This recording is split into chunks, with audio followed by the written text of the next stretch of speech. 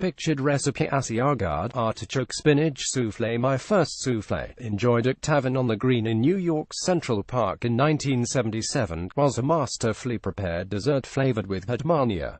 It arrived at the table beautifully puffed and still billowing steam. When I gently dipped my spoon into it and took a bite, it was so light I felt like I was eating a cloud. Soufflé is a French word that literally means puffed up or filled with air, but for many Americans, it carries with it a connotation of being difficult to prepare. That's certainly what I thought until I learned how easy it is to make soufflés at home. And they aren't just for dessert. I make savory soufflés like our Asiago artichoke spinach or salmon cream cheese dill for brunch or light supper. Our master soufflé recipe uses tried and true eating well techniques to make it healthier. We use canola oil in place of some of the butter, more egg whites and fewer yolks, low-fat dairy and whole grain flour. Read on for our secrets for successful soufflés plus 2 sweet and 2 savory recipes.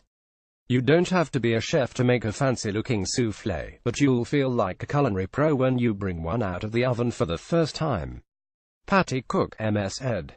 D. May June 2012. Eating Well magazine. Separate the eggs, using an egg separator if desired. Drop each white into a small bowl before adding to the mixing bowl. Discard any whites with specks of yolk. Wash the bowl and start over. Soufflés rise best when they have something to grab onto as they bake. Coat the inside of the baking dish generously with breadcrumbs or sugar.